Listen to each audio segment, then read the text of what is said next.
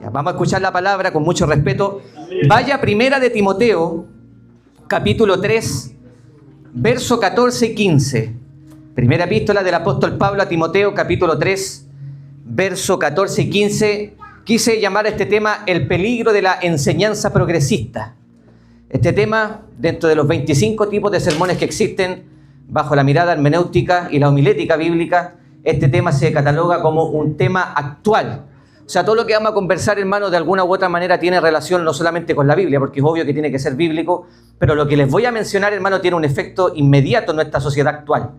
Estamos en tiempos peligrosos, estamos en tiempos malos, estamos en tiempos delicados, estamos en tiempos de apostasía y estamos en tiempos en donde tenemos una fuerte lucha con la moral. Amén. ¿Está aquí usted o no? Amén. Ya, eso es. Gloria al Señor.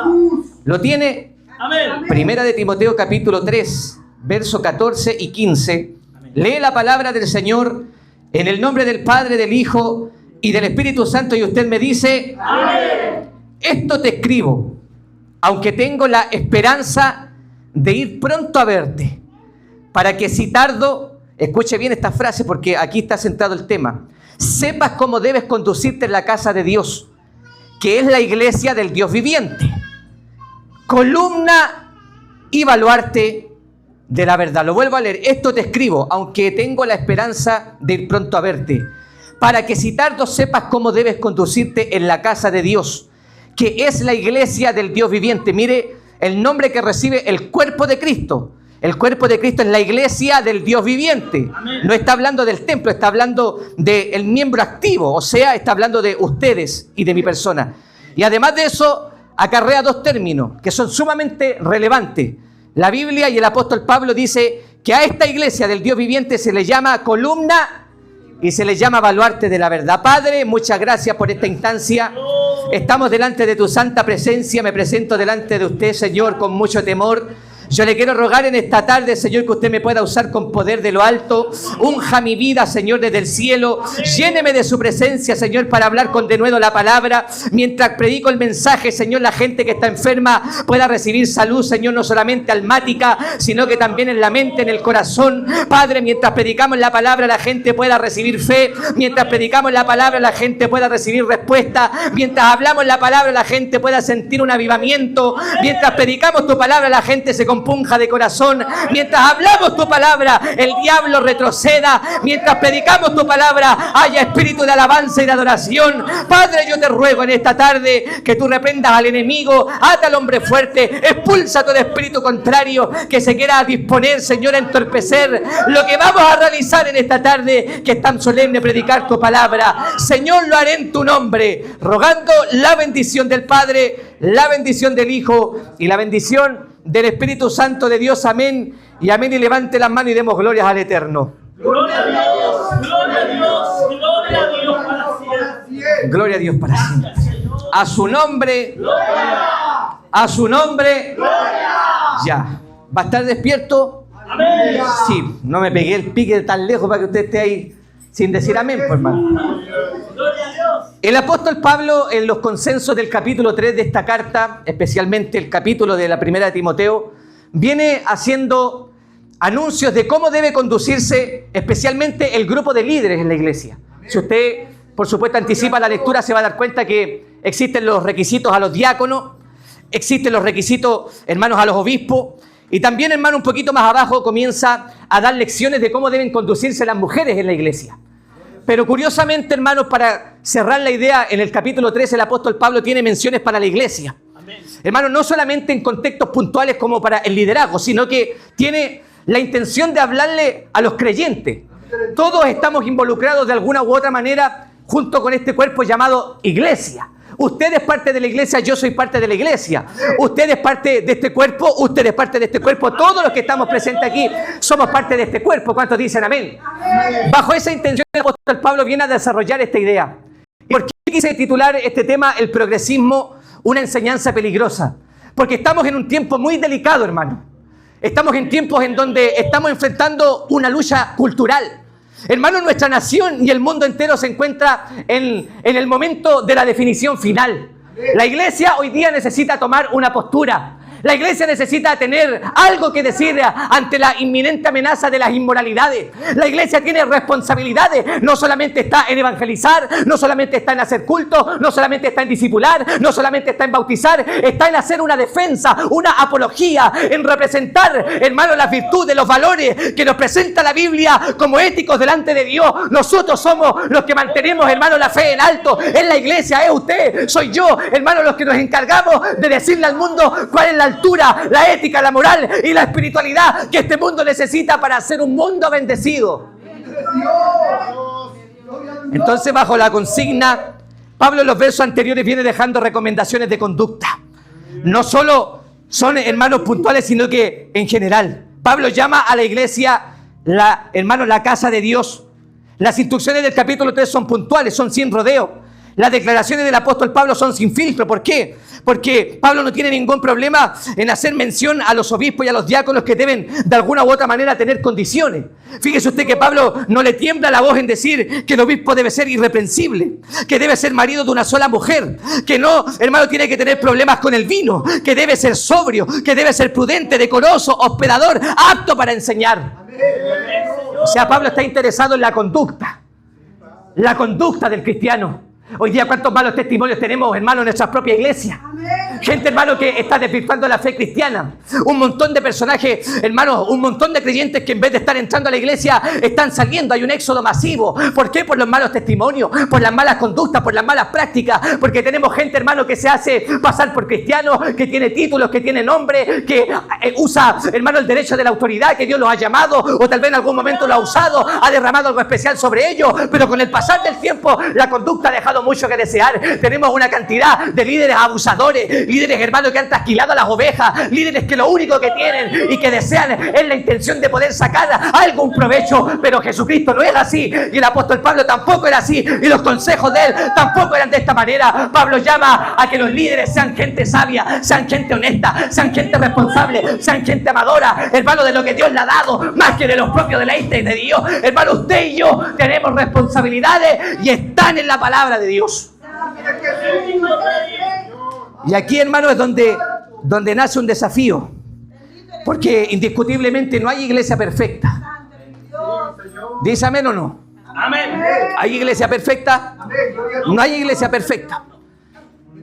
Y como no hay iglesia perfecta, y el enemigo lo sabe, que el Señor lo reprenda, y lo reprenda 1.000.000 de veces. Aleluya.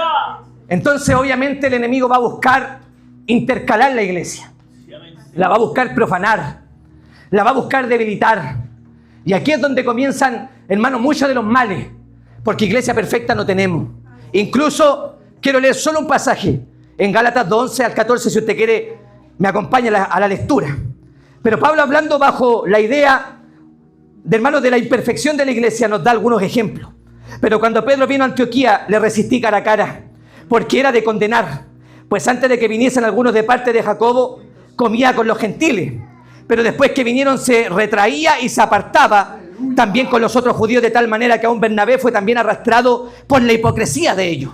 Pero cuando vi que no andaba rectamente conforme a la verdad del evangelio, dije a Pedro delante de todos: si tú, siendo judío, vives como los gentiles y no como judío, ¿por qué obligas a los gentiles a judaizar? Se da cuenta que la Biblia nos viene dejando registros desde la primera instancia en que se estipula la iglesia. Los hechos nos dejan registro en el capítulo 15 de que ya habían problemas, hermano, por cosas secundarias. Si es que había que comer sangre o había que comer animales ahogados, ahí había una disputa, porque algunos querían comer y otros no querían comer. Una iglesia imperfecta, una iglesia que muchas veces no tiene la capacidad de ponerse de acuerdo, porque usted tiene un carácter, usted tiene un carácter, yo tengo un carácter, el líder tiene un carácter, y es muy difícil confluir todos los caracteres para llevarlos a la perfecta unidad que Dios tiene. Pero Pablo nos hace ver, hermano, que aunque haya imperfección, usted y yo de alguna manera podemos llegar a un común acuerdo. Ese común acuerdo es en la unidad, ese común acuerdo es en la fe, ese común acuerdo es en el evangelio, ese común acuerdo es en la persona de Jesucristo, ese común acuerdo es en la unción, en el fuego, en la llama, en la chispa del Espíritu Santo. Hermano, no podemos estar divididos, porque un pueblo que no está unido no prevalece para sí. ¡Aleluya! Ahora, hay bastantes menciones de que la iglesia es imperfecta. ¿Jesús está trabajando en ella? Obviamente que sí. Yo tengo 1,5 millones de defectos. Me imagino que usted también debe tener algunos varios. Aleluya, gloria a Dios. Usted no tiene defecto. De Jesús. Ah, usted no tiene defecto. Bendito Rey. Usted no tiene defecto. Usted no tiene defecto. Vive. No, todos estamos, hermano, en ese camino de la perfección. Incluso Rey. la Biblia nos deja mención en que en cada una de las iglesias habían problemas. Y habían problemas, algunos sumamente delicados. Por ejemplo, la iglesia de Corintio tenía diferentes problemas. Por ejemplo, Corintio, en el capítulo 1, verso 12, habla que en la iglesia habían divorcio. En el capítulo 1, en el capítulo 5, dice que habían inmoralidades en ámbitos sexuales. O sea, estamos hablando de cosas serias.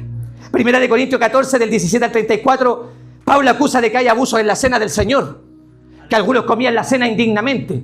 Pecadores empedernidos que venían al altar a comerse, gloria al Señor, la cena del Señor sin haber tenido un momento de reflexión, un momento, hermano, de hacer conciencia. Habían abusos en la cena del Señor. Asimismo, la iglesia en Galacia, hermano, tenía sus propios problemas. Gálatas 1, 6 al 7 anuncia que hay falsas enseñanzas. También nos enseña el mismo libro que hay problemas doctrinales entre la ley y la gracia. Algunos querían practicar la gracia sin dejar de hacer los preceptos de la ley. Y otros, hermanos, que tenían malas prácticas con respecto a la doctrina. Efeso tenía una cantidad de problemas que incluso Apocalipsis en el capítulo 2, en el verso 7, le menciona, hermano, en ese examen, hermano, espiritual que Cristo le hace a la iglesia de Éfeso. Ha dejado el primer amor. Éfeso era la iglesia más extraordinaria que se había formado en el primer siglo, una iglesia de fuego, de poder, hermano, una iglesia en donde el apóstol Pablo pisaba la tierra y los atenienses, hermano, en el aerópago, gloria al Señor, quedaban locos con la cabeza a la vuelta, porque había uno, gloria al Señor, solamente uno que estaba dispuesto aquí a predicar el santo evangelio. Esa iglesia, hermano, que fue estipulada por el apóstol Pablo, con el pasar de los años terminó perdiendo el amor por Dios. Eso habla de problemas, habla, hermano, de irregularidades, habla de imperfecciones. Pero también la iglesia en Filipo tiene sus propios problemas. Habían pleito entre los líderes, Evodia y Síntique. No se ponían de acuerdo. Evodia quería las cortinas celestes y Síntique no quería cortinas. Aleluya. Cosas secundarias, pero que indiscutiblemente traen ciertos problemas en el corazón de los creyentes. A veces entre nosotros mismos, por cosas tan sencillas, porque a mí me gusta sentarme en la banca primera a la derecha y usted se viene a sentar a mi banca y yo me enojo porque usted está sentado en esa banca. Cosas tan simples que son, hermano, cosas tan fáciles de solucionar, pero que a veces generan conflicto y perjudican la unidad de la iglesia. Pero Colosa también tenía sus propios problemas, y eso era que había una mezcla del cristianismo con la filosofía humana. Si usted me acompaña al capítulo 2, por favor, verso 8, leamos un rato la Biblia. O sea, a veces ni en la casa la leemos. Bueno, leámosla un rato en el culto, por gloria al Señor. Aleluya. Colosense, hermanos, mire lo que dice la Biblia en el capítulo 2, en el verso 8. Mirad que nadie os engañe por medio de filosofías y huecas sutilezas, según las tradiciones de los hombres, conforme a los rudimentos del mundo, y no según Cristo. Aquí hay un problema. Aquí hay una voz de, hermano, de imperfección. ¿Habían problemas en la iglesia? Por supuesto que sí. Roma tenía problemas, Galacia tenía problemas, los de Éfeso tenían problemas, los de Filipo tenían problemas, los de Colosa también tenían problemas. La iglesia en Tesalónica presenta problemas con respecto a la confusión de la segunda venida de Cristo. Habían miembros que estaban tristes porque habían partido sus seres queridos y estaban entristecidos porque no sabían qué habría de suceder, hermanos, en la eternidad con ellos. Y Pablo viene con respuestas extraordinarias que han sido himnos en nuestro caminar. Cuando salimos a la calle le predicaba a la gente y le hacemos ver que Cristo vendrá en cualquier momento, Pablo, para responder al interrogante, a la pregunta, aleluya, y a esa intervención que existe en el interior del hombre y de la mujer. ¿Qué pasará con mi papito, con mi mamita, con mi abuelita, con mi mejor amigo que partieron, hermanos, en la presencia del Señor? Pablo le dice, aleluya, no todos dormiremos, sino que seremos transformados. Y le presenta estas extraordinarias palabras, porque el Señor mismo, con voz de mando, con voz de arcángel y con trompeta de Dios,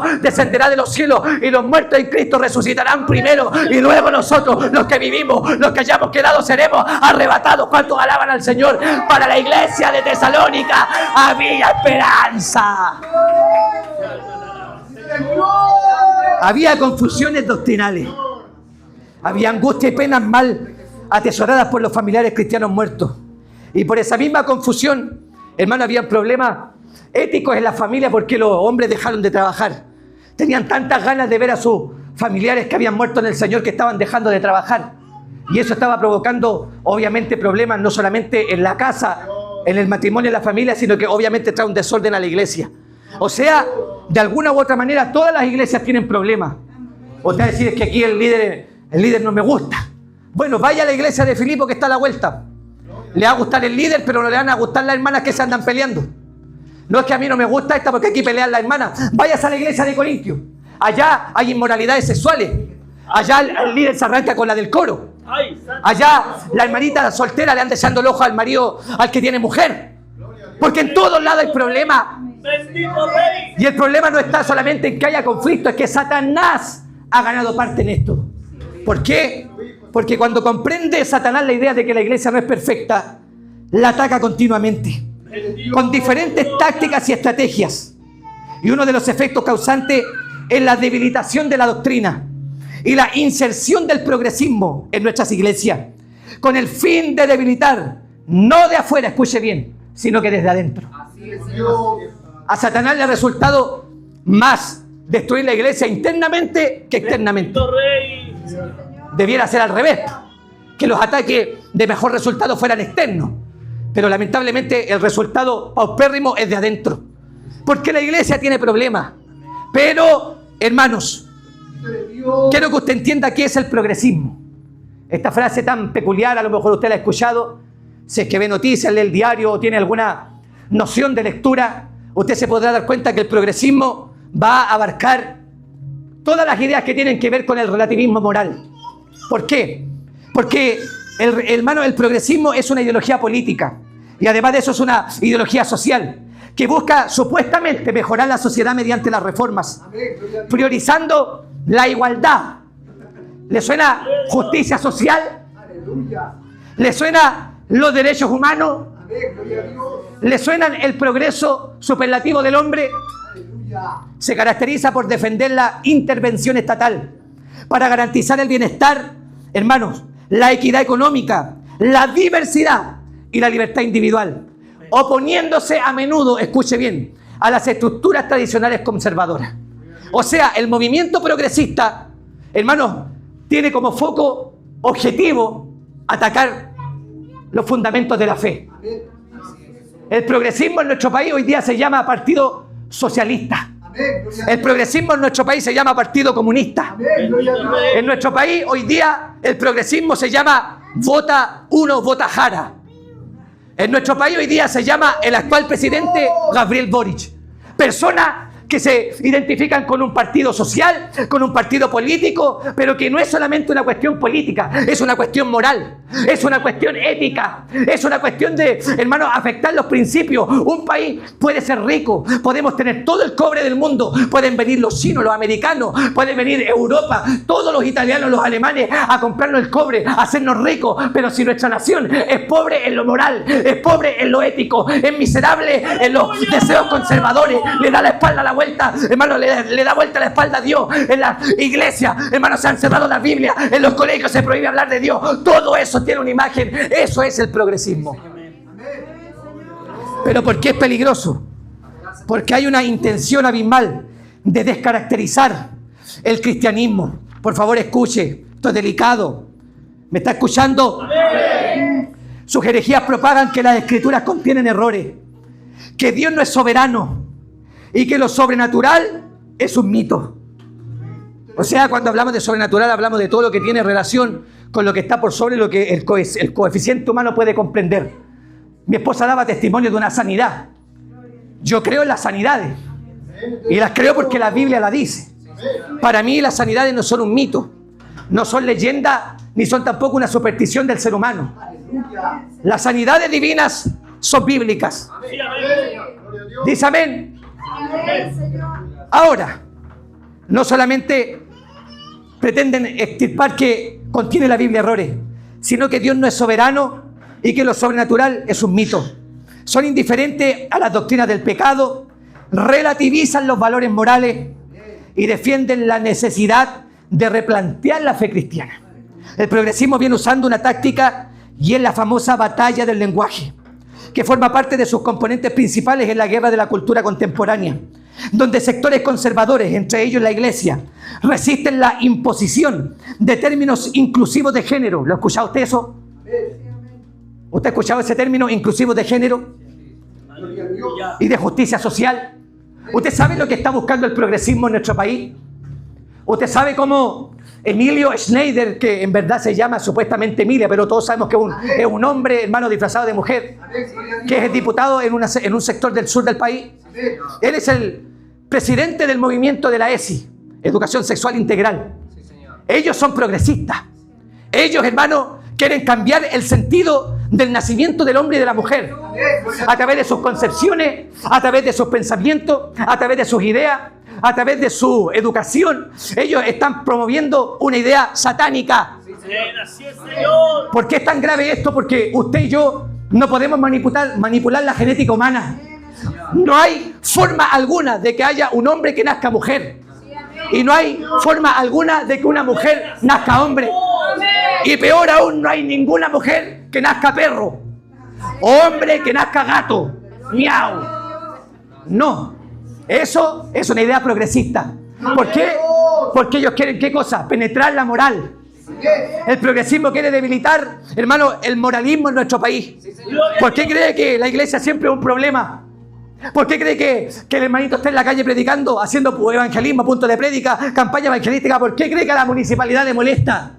¿Por qué cree que restringen los permisos? ¿Por qué cree que hay, hermanos, carabineros alrededor de nosotros viendo qué es lo que hablamos, qué es lo que decimos, cómo nos expresamos, hacia dónde enfocamos el mensaje? Porque ellos saben, hermano, que estamos en una lucha cultural, en una lucha por el mensaje. Ahora ya no es ellos, es ellas. Ahora no es, hermano, casamiento igualitario, sino que es casamiento homoparental. Es un casamiento afectivo, amoroso, en donde el hombre con el hombre se pueden casar y se puede constituir un matrimonio, en donde la mujer con la mujer se pueden amar y pueden jurar supuestamente con la Biblia abierta delante de un juez que es testigo, que cuando terminó su carrera declaró con las manos en la Biblia de que, hermano, respetaría los principios éticos, bíblicos y morales para poder mantener una sociedad sólida. Hoy día todo eso está siendo atacado. Por eso vemos iglesias, hermanos, liberales,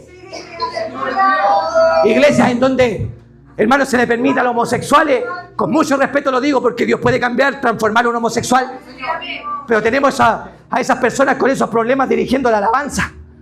Tenemos líderes de juventud, hermano, conozco algunos, hermanos, que son homosexuales. Una pareja de cristianos, hombre, enseñando la Biblia a un grupo de jóvenes. ¿Qué es eso, hermano? Eso es relativismo moral. Eso es progresismo. ¿Y a dónde ataca? A la fe cristiana. Porque ¿quién es el que se opone al casamiento igualitario? Aleluya. Dígame, ¿por quién se opone? Se opone primero Dios, se opone la Biblia y obviamente sus seguidores. ¿Se da cuenta que esto es delicado? ¿Se da cuenta que esto es más serio de lo que parece? Porque el progresismo, hermano, está trayendo una debacle espiritual en la iglesia. Primero, porque la iglesia no tiene compromisos con Dios. Segundo, porque al no haber compromiso hay poca intención en aprender de esto. Y cuando usted no tiene compromiso, cuando usted no lee la Biblia, usted es un cristiano ignorante. Y al cristiano ignorante le puede entrar cualquier tipo de enseñanza. El cristiano que antes leía la Biblia y que ahora ya no la lee, ya no le parece tan mal que hayan dos hombres dándose un beso. El evangélico que hoy día ha dejado de buscar a Dios y que ha dejado de ayunar y de orar y de consagrarse, ya para él es normal ver a una mujer con una mujer besándose de la mano o casándose delante del santo altar de Dios. Porque el progresismo ha entrado en la iglesia. Amén. Tenemos una cantidad de líderes que hoy día están, hermanos, cediendo en esta área. Y es peligroso porque sin duda alguna, hermanos, estamos en tiempos de deterioro moral. La expresión bíblica últimos días, bajo la mirada de 2 de Timoteo capítulo 3 verso 1, usted lo puede leer, hace alusión al periodo anterior al regreso de Cristo, siendo retrato como tiempos peligrosos. El apóstol Pablo advierte que el comportamiento humano estará asociado a la impiedad, escuche bien, caracterizada por la profunda degradación moral. O sea, lo que está sucediendo en nuestra escena terrestre tiene una voz de alerta. Todo lo que estamos percibiendo en la sociedad, por supuesto, es solamente el ápice, es la sombra de lo que será cuando la iglesia no esté en el escenario de la tierra. Lo que estamos viendo hoy día, inmoralidades, asesinatos, hurtos, homicidios, sicariato, hermano, violencia extrema. Es solamente la sombra de lo que será cuando la iglesia salga del escenario de la tierra. Aleluya. Esto es solo la sombra, hermano. Y fíjese usted que Pablo considera esto vital e importante. Él dice en el capítulo 3, hermano, en la segunda carta, escribe: también debes saber esto, que en los postreros días vendrán tiempos peligrosos, porque habrán hombres amadores de sí mismos, ávaros, vanagloriosos, soberbios, blasfemos, desobedientes a los padres, ingratos, impíos, sin afecto natural, implacables, calumniadores, itinerantes, crueles, aborrecedores de lo bueno, traidores, impetuosos, infatuos, amadores de los deleites más que de Dios, que tendrán apariencia de piedad, pero negarán la eficacia de ella. Pero Pablo lo dice: a estos evítalos. Con respecto a este asunto, el apóstol Pablo quiere decir que, teniendo la frase postreros días o postreros tiempos, se utiliza en diferentes contextos. Se puede referir a distintos periodos de tiempo según lo que se lea. Postreros días aquí alude al fin de la presente era de la iglesia. Los tiempos peligrosos de los que habla Pablo no refieren a la conducta del mundo. Escuche bien, no está hablando de características que se alberguen en una persona inconversa. Pablo, cuando da detalle 18, 19 características del carácter del hombre postrero, está hablando de personas que transitan en la línea de la fe, que transitan en la línea del evangelio. Por eso es peligroso y por eso hay un debacle tan grande. Más bien Pablo habla de las características mundanas que se han infiltrado en la iglesia. Esto es uno de los principales pasajes del Nuevo Testamento que enseña que habrá difusión de la apostasía en la iglesia en los postreros días. La enseñanza de Pablo a los verdaderos creyentes en cuanto a los apóstatas es: a esto se evita. Dios ha establecido un límite hasta donde Él permitirá el avance de la apostasía y la incredulidad de la iglesia. Aleluya. Gloria a Dios. O sea, cuando usted le digan que estos pasajes representan el carácter del hombre postrero estando fuera de la iglesia, no, eso es falso. Estas características duables, hermanos, son de gente como nosotros. Por eso hay un problema evangélico. Sí, usted dice que no, usted está negando una verdad, hermano, que es precedente, que se ve. Hermano, si no es problema de liderazgo, es problema de falda. Si no es problema de falta, es problema de ética. Si no es problema de ética, es problema de moral. Si no es problema de moral, es problemas económicos. Si no son los problemas económicos los que envuelven a una iglesia o un escándalo más o menos, es que el de allá no se habla con el de acá. Es que el de la iglesia evangélica tanto aborrece al de la otra evangélica tanto. ¿Por qué? Porque están haciendo puntos de prédica los mismos días, a la misma hora, por el mismo canal. ¿Y qué importa, hermano? ¿Qué importan ese tipo de cosas? Si nosotros lo que más nos debería agradar y nos debería traer gozo es ver a un creyente en esta época con valentía diciendo que Cristo viene y que es necesario que la gente se arrepienta. Pero hoy estamos viendo todo lo contrario. Hoy día estamos viendo una apatía, estamos viendo, hermanos, una descaracterización del cristianismo. Hoy día el progresismo ha entrado tan fuerte en nuestros templos que los propios cristianos se han vuelto peores que los impíos, porque sabiendo la verdad no la practican, sabiendo la verdad no la ponen, hermanos, en práctica. Hoy tenemos una cueva de hipócritas. Bendito Rey. Habla Jesús. Habla Rey de Gloria. El apóstol Pablo advierte Siervo, Padre. que el comportamiento humano estará asociado a la impiedad, caracterizada por la profunda degradación moral. Por tanto, la lista paulina que les acabo de leer es una descripción de la escalada del pecado en la sociedad y el debilitamiento de la doctrina bíblica y el relativismo, que no acepta norma moral absoluta, promueven la mala conducta de la humanidad, el actual y alarmante crecimiento del pecado de que ya vivimos los últimos tiempos. No obstante, a pesar de los intentos heréticos, la Biblia nos amonesta a vivir en esta sociedad sobria, Gloria a Dios. justa y piadosamente. ¿Dice amén o no? Amén. Gloria a Dios. ¿Me está escuchando o no? Amén. Sí, Señor. No me haga gritar más de la cuenta. Santo. Dios. Mire que estoy que me desmayo ya. Aleluya. Poderoso Jesús. ¿Se da cuenta que esto es delicado? Sí, Señor. Lo primero que tenemos, un gran problema, un problema moral. Amén. Gloria a Dios. En donde lo bueno es considerado malo y en donde lo malo Amén. es considerado bueno. ¿Qué es el relativismo moral? Mire, esto me gusta, por favor. Esto lo preparé para ustedes con amor. Esta cazuela está recién hecha. Aleluya.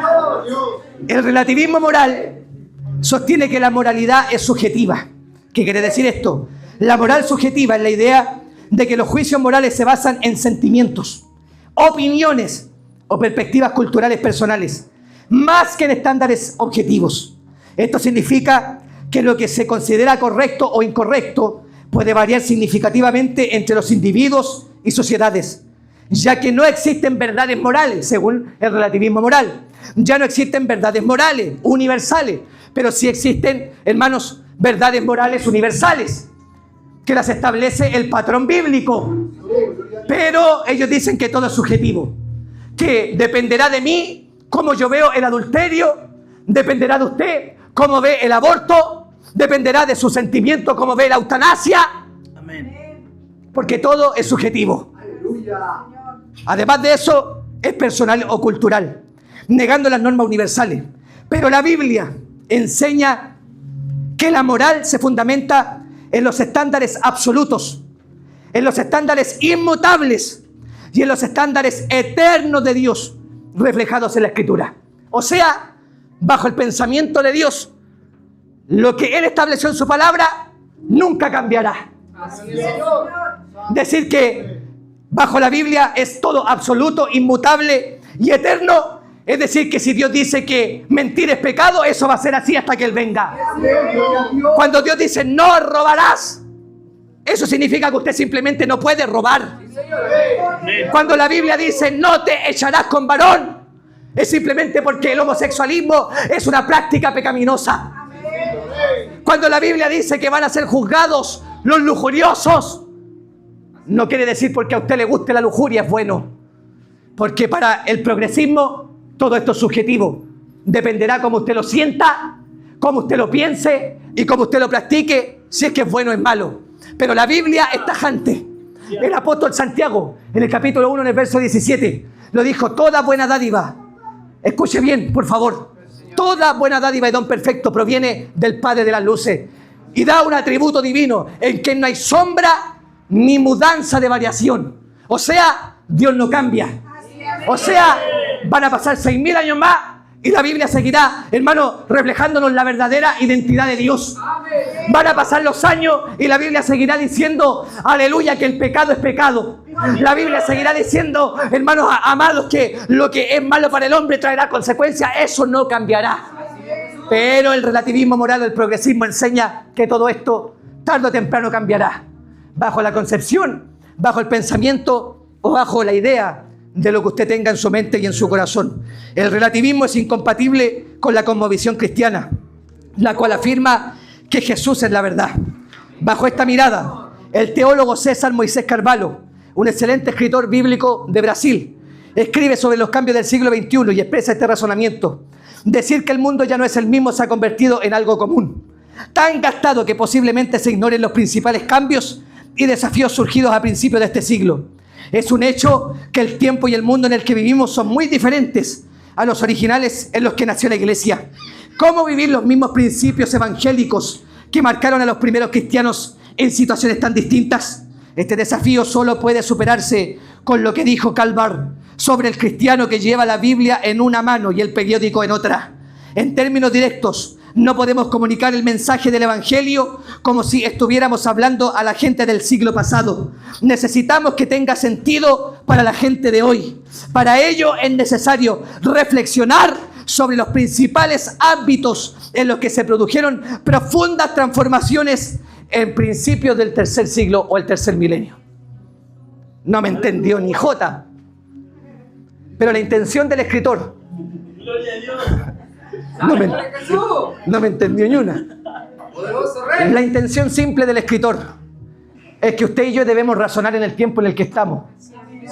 Y de que lo que sucedía en el 1900 ya es pasado.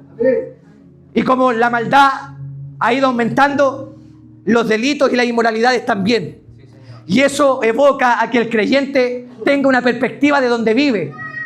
Tenga una noción de lo que, hermano, en el mundo en el que se mueve, en el ambiente que él está totalmente rodeado. Por eso usted no puede vivir como una ovejita al ladito del pastor. No, usted tiene que estar despierta. despierto. Por eso el escritor dice, el evangélico, el cristiano, tiene que tener en la mano la Biblia y en la otra el periódico, que hace entender de que el periódico nos va a relatar lo que está sucediendo, los cambios. Hermano, hoy tenemos una avalancha terrible de cambios, hermano, en la sociedad. Hoy día, hermano, estamos siendo abusados en los colegios, hermano, amenazando a nuestros hijos, niños de solo 2 o 3 años, en las salas, en las aulas parvularias, les están enseñando que meterse, perdón lo que voy a decir, que esta cuestión es fuerte, pero está apto para esta prédica. Que niños de 2 o 3 años pueden comenzar a experimentar sensaciones sensuales con sus propias manos por donde ustedes saben. Ese tipo de degradaciones hoy día, hermano, están presentes en las aulas de nuestra escuela. Por eso usted ore por sus hijos. Por eso usted que tiene nietos, usted que tiene hijos o hijas pequeñas, ore por ellos. Ruéguele al Señor que les guarde. Dígale, Señor, pone tu manto protector. Porque cuando entran al colegio no sabemos a lo que se pueden exponer. Y hoy día, hermanos, el relativismo moral está atacando a nuestros niños. ¿Por qué? Porque si acuden, hermanos, a los niños, el día de mañana vamos a tener adolescentes pervertidos, adolescentes, hermanos, trastornados, adolescentes corrompidos. Y vamos a tener, hermanos, una sociedad peor que Sodoma y Gomorra. Pero para eso está usted, para decirle a su hijo, para educarlo en la casa. Dígale, hermano, dígale, hermana, a su niño, a su niña, que la homosexualidad es pecado. Dígale a usted que nadie tiene el derecho y la facultad de tocarle sus partes íntimas. Dígale al niño, a la niña que se cuide, porque estamos en tiempos peligrosos. Bendito Rey, aleluya. Gloria a Dios. Bendito Rey. Yo sé que es fuerte, pero es una realidad. Sí, amén. Nuestros niños están siendo afectados. Menos teléfono y más conversatoria. Los papás se han, hermano, desvinculado de la intención verdadera de un padre y de una madre. La educación no está en el colegio. El colegio los escolariza. El colegio les enseña 2 más 2, 4, 3 por 3, 9, hablar inglés, francés, etc. Pero en la casa se le enseñan valores. Sí, amén. En la casa, en la mesa, cuando usted se sienta a tomar té, mirando el celular y no le pregunta a su hijo cómo le está yendo en el colegio, eso es responsabilidad suya. ¿Sabe por qué? Porque el Estado quiere tomar el dominio de los niños. El Estado quiere, hermano, quitarle la responsabilidad a los papás de educar a sus propios hijos, invadiéndolos con leyes modernas, con absoluciones judiciales, hermano, entrando en el Parlamento con ideas locas, hermano, para vulnerar, aleluya, lo más puro que tenemos, que son los niños. Es verdad que han nacido de una simiente pecadora, pero nuestros niños, hermanos, son intocables. Mis hijas, hermanos, son intocables. Nadie se puede meter con ellas y tampoco se puede meter con los de usted, con sus nietos, con sus hijos. Nadie tiene el derecho de venir a profanarlo, de venir a ensuciarle la mente, a pervertirlo de corazón. No lo permita. Ore por ellos, dígale, Señor, cúbrelos con tu sangre. Señor, pone un vallado. Señor, envía a tu ángel, envíalo con espada desenvainada para cuando entre a ese momento de educación escolar, cuando la profesora de orientación, que es una mujer lesbiana, le venga a enseñar educación sexual, mi hija entienda que la Biblia menciona lo que predica su papá, lo que defiende su papá, sea la verdadera verdad de Dios, que el homosexualismo, el lesbianismo es pecado. Amén, Señor. Gracias, Padre Celestial. Gloria al Señor. Esto, hermano, es noticia en Chile. Ya hay acusaciones en el área judicial donde profesores sin permiso y derecho del papá y de la mamá y consentimiento alguno están repartiendo textos escolares. Nicolás tiene 2 papás. Clásico. Ahora hay un nuevo libro que se va a repartir este año, que relata una historia de una niña que se siente niño y que sus papás lo avalan y que él progresa siendo mujer. Eso, hermano, es degradante. Eso va a traer un serio problema en cantidades de niños y de niñas. Eso, hermanos, va a traer una degradación moral peor todavía. Si ya aprendemos la tele y en el Mega me tienen enfermo con la mala noticia, Chilevisión, peor todavía. El Canal 13, puro zurdo, peor. Aleluya. No hay una noticia que me diga, gracias papá. Solo vemos, ¿qué cosa? Una desculturización de la moralidad. Pero, hermanos, los desafíos para la iglesia, al menos en esta área encontré uno. Acontecimiento, escuche bien. Cambio de los valores morales y de la configuración de la familia. ¿Qué quiere decir esto? Que hay un periodo que comenzó en el tercer milenio, o sea, en el año 2000 en adelante. El primer milenio del 0 al 1000, el segundo milenio del 1000 al 2000 y el tercer milenio del 2000 al 3000. Ojo, porque ahí hay una profecía. Lea usted en su casa, o sea, 6.2. Después de 2 días despertaré o levantaré a mi pueblo. Ojo, anota lo que es gratis y estúdielo en la casa. ¡Aleluya! Periodo, en el 2001, Holanda fue el primer país del mundo en legalizar la unión civil entre personas del mismo sexo. O sea, hermanos, hay un ataque al área moral. El desafío del 2001 en adelante, 16 países implementaron la legalización de la unión civil homosexual. El concepto de la familia se extendió mucho más para ellos, pasando de ser exclusivamente heterosexual a también homoafectiva. Como consecuencia de ello, vino también la discusión acerca de la homoparentabilidad y la homofobia. Homoparentabilidad en Chile, escuche, está legalmente reconocida desde la promulgación de la ley del matrimonio igualitario en diciembre del 2021, pero que comenzó a regir en el 2022. Esta normativa permite a parejas del mismo sexo casarse, adoptar hijos, mire qué delicado. Ya no solo se casan, sino que ahora quieren adoptar, porque obvio, una mujer con una mujer nunca van a poder procrear. Un hombre con un hombre tampoco nunca van a poder procrear.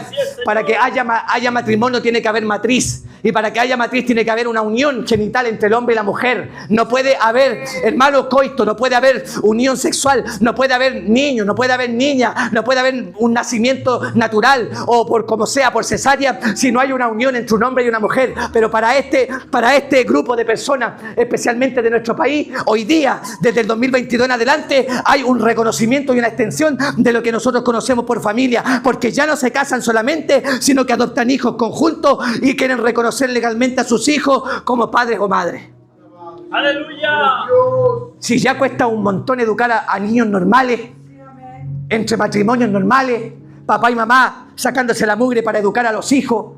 Imagínese, hermano, que a veces tenemos tantas complicaciones con nuestros hijos porque van creciendo, se van, hermano, modernizando, son más intelectuales, cachan todo lo que tiene que ver con las redes sociales, el teléfono, el chat, GPT, WhatsApp, Facebook, TikTok, YouTube, todo eso, hermano. Tenemos un problema con los niños. Imagínense que a nosotros como esposos nos cuesta educar a nuestras hijas que están en un matrimonio normal, en donde hay una bendición.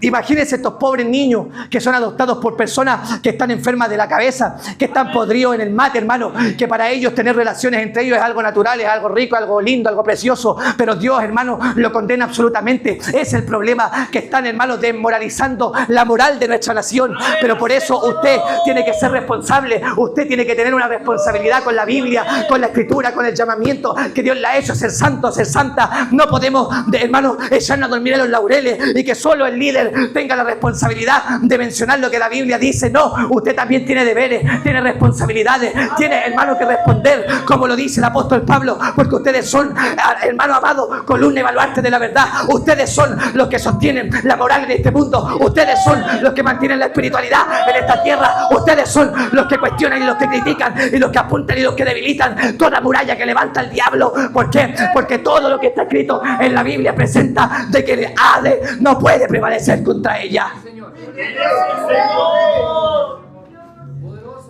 Además de eso, la erosión de la ortodoxia.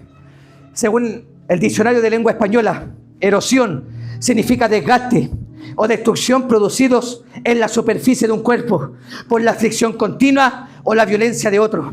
El Evangelio y sus fundamentos están constantemente en conflicto con las ideologías progresistas que buscan corromper y luego destruir los elementos teológicos fundamentales de la Biblia.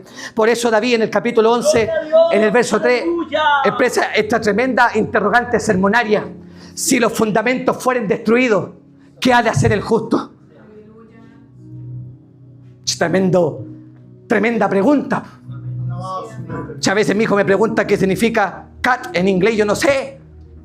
Imagínense, hermano, que se han destruido los fundamentos de la iglesia, que nuestros pilares que nos han mantenido por décadas, por años, por milenios en pie ante una sociedad corrompida y que avanza de manera abrupta hacia la inmoralidad más nunca antes vista en la historia cuando entra el periodo de tribulación y gran tribulación.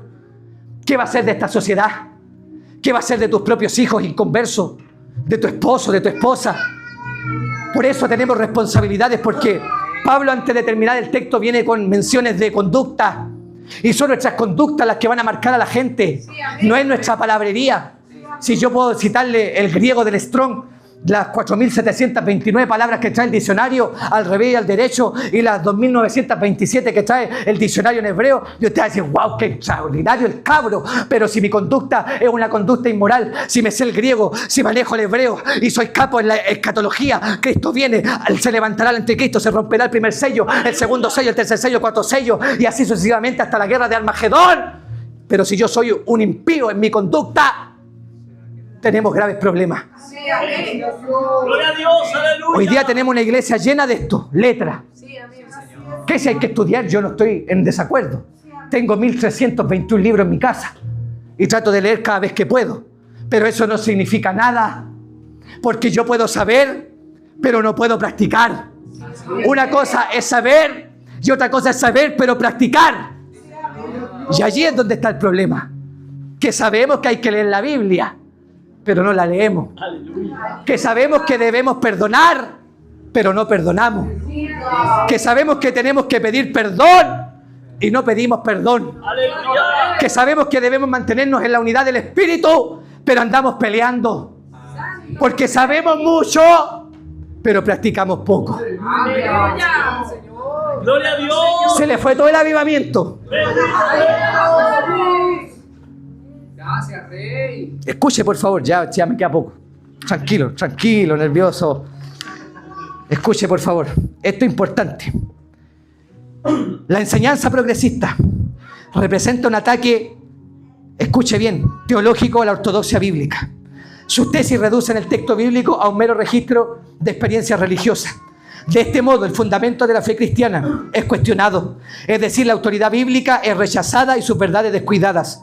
El contenido doctrinal cede espacio a la cultura, cede espacio al entretenimiento y cede espacio al resultado de cualquier otro costo. Los cristianos se vuelven amadores de los deleites más que de Dios. La vida en la iglesia queda desprovista del poder del Espíritu, siendo incapaz de ser instrumento de transformación para el carácter de las personas.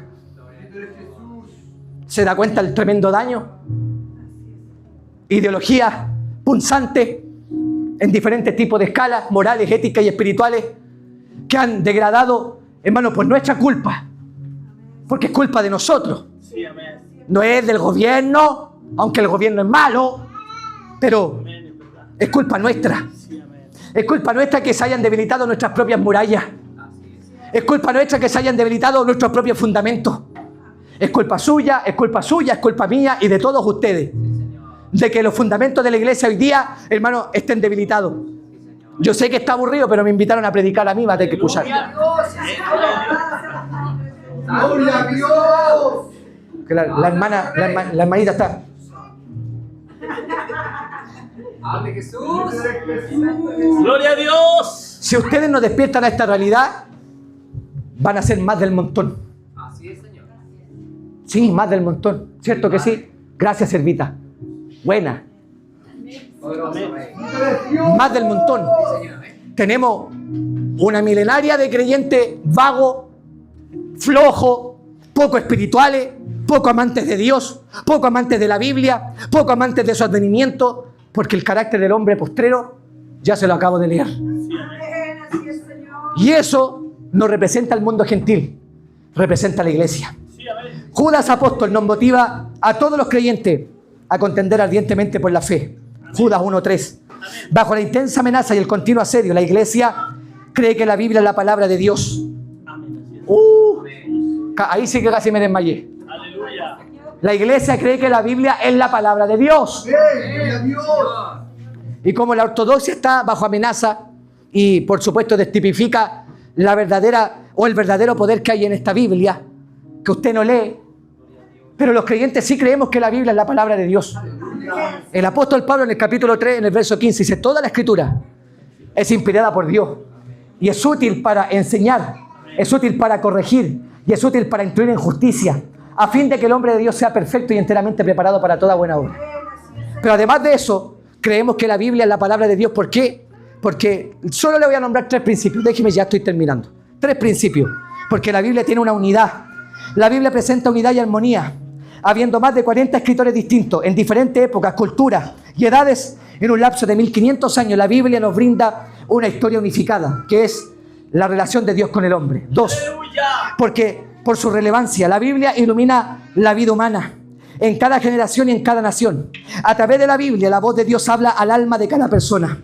Cada vez que el hombre lee la Biblia, le habla escudriñando el corazón. Porque Hebreo, en el capítulo 4, verso 12 lo dice. La palabra de Dios es como una espada que penetra hasta partir el alma y el espíritu. O sea, tiene una relevancia sobre el que la escucha. Pero además de eso, creemos que la Biblia es la palabra de Dios porque tiene un contenido moral. Gloria a Dios. Escuche, por favor, la Escritura nos llama a estándares de conducta que son más altos que los hombres y las mujeres comunes. La Biblia nos llama al amor. Dice amén. Nos llama a la verdad, a la fidelidad, a la justicia, a la misericordia, a la santidad. Gloria a Dios. Nos llama a la santidad.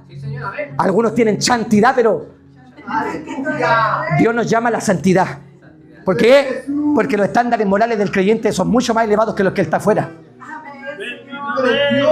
Escuche bien. Las normas morales de la Biblia se refieren a aspectos comunes de la vida. Usted puede leer Romanos 13, 8, 10. No debáis nada a nadie, sino el amaros unos a otros. Porque el que ama al prójimo ha cumplido la ley. Porque no adulterarás, no matarás, no hurtarás, no dirás falso testimonio, no codiciarás. Y cualquier otro mandamiento, en esta sentencia se resume. Amarás a tu prójimo como a ti mismo. El amor no hace mal al prójimo. Así que el cumplimiento de la ley es el amor. Aleluya. A veces, Gloria a Dios. a veces apurados saludamos al hermano de la puerta. Somos irreverentes con el siervo, con la sierva que está ahí, recibiéndole con toda la cara de gozo, y usted pasa por al lado sin saludar. ¿Se da cuenta que a veces son cosas tan pequeñas pero que marcan la conducta? Porque los estándares morales de la iglesia no son como los del mundo.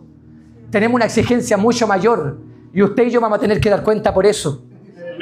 Así que no se haga nada el loco. O no mire nada para el lado. No, mírese para adentro. Y además de eso tenemos la corrupción de la fe. Según una descripción, corrupción de la fe es proceso de descomposición moral y espiritual, donde las creencias religiosas se manipulan. Para que sean manipuladas debe haber alguien que las manipule, teniendo claro lo que es el deterioro moral y la erosión de la ortodoxia, que son los dos puntos mencionados en este tema. El enfoque y resultado final es que tenemos muchos falsos cristianos. La imagen del carácter de los hombres en los días postreros es el resultado de una fe progresista. Escuche bien, de una fe progresista. ¿Sabía usted que hoy día hay un movimiento que se llama cristianismo progresivo? ¿Te va a decir cómo se le ocurre decir esa desfachatez? Sí, tenemos una iglesia, un sector, hermano, que se ha vuelto progresista, que hoy día vota por Jara. Hay una cantidad de imágenes donde la que se postuló para la presidencia, que es una comunista de tomo y lomo, que odia, hermanos, la moralidad bíblica y que por supuesto tiene un férreo deseo por el comunismo marxista, y que como Karl Marx, buen inspirador del comunismo, es antidios, es antibiblia, es anticristianismo y es antiética y es antimoralidad y es antiespiritualidad. Aleluya. Pero había un grupo de cristianos que estaba votando por ella. Vota uno, vota Jara, porque con Jara nos va a ir mejor. Eso dicen, po. Menos mal que no salió. Yo sé que alguno de ustedes votó por Jara. En la cara se le nota. Pero se da cuenta que hay un grupo de una iglesia cristiana, hermano, que está participando de todo este deterioro. ¿Y qué pasa? Que todos caímos en el mismo saco. Por eso es que tenemos un problema, hermano, y es que la corrupción de la fe ha llegado a tal punto de que el Señor está a punto de descender. Y aquí es donde quiero terminar. ¿Por qué?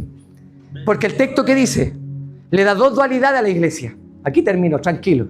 ¿Sí? A ver cuánto llevo. 27 minutos.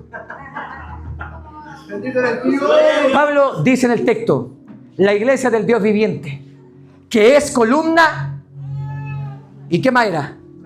Baluarte. Me llama la atención eso. Cuando leí el texto me enganché ahí. ¿Qué significa que Pablo identifica a la iglesia con estos tipos de interacción teórica? Aquí Pablo está utilizando un lenguaje figurado. La iglesia no es una columna como tal, es un cuerpo. Pero identifica a la iglesia con estos dos principios. Y escuche bien, porque esto debería gozarla a usted de una manera que con la cara suya me dan puras ganas de seguir predicando. Aleluya. Gloria a Dios. En vista de la amenaza de las enseñanzas progresistas al cuerpo del Señor, bajo la mirada del apóstol Pablo y su funcionamiento en la tierra es columna y baluarte de la verdad. Pablo dice que la iglesia es columna. Utiliza el término griego stilos, que significa pilar, soporte o respaldo. La designación que Pablo le da a la iglesia del Dios viviente es una columna. Una columna es en verdad un pilar o un capitel que sirve para sostener una casa o un edificio. La iglesia es la columna principal que ofrece sostén espiritual al mundo en el que vivimos. El día que esta columna llamada iglesia sea quitada de la tierra, este mundo se desmoronará por completo. La iglesia es la columna que todavía sostiene la verdad de Dios en este mundo. Bendito Rey. ¿Se da cuenta? La importancia de usted en el cuerpo. Usted es una columna. Algunos más delgados que otros, pero hay columnas igual. Hay algunas columnas que están... Poderoso Rey de Gloria. Pero Pablo dice que somos una columna. Bendito Rey. Y la intención es esa, mantener, sostener la moralidad y la espiritualidad. Cuando sea quitada, ¿usted sabe cuándo va a ser quitada la iglesia? ¿Cuándo? A ver. Ya, pues digan. ¿Cuándo va a ser quitada la iglesia? En el rapto. Cuando la iglesia salga del escenario de la tierra en el rapto, este mundo, hermano, va a ser un asco. Si ya no nos gusta vivir aquí, imagínese después. Y usted se quiere quedar a la segunda. Aleluya. Líder de Dios. Jeremías 1:18. El Señor anima a Jeremías diciendo estas palabras. Porque aquí yo te he puesto en este día como ciudad fortificada, como columna de hierro y como muro de bronce contra toda esta tierra, contra los reyes de Judá y sus príncipes, sus sacerdotes y el pueblo de la tierra. La iglesia es la columna de Dios contra el pecado. Amén. Ya, ahora termino. La iglesia es baluarte. Pablo utiliza el término griego eldraioma, que significa apoyo, soporte o base.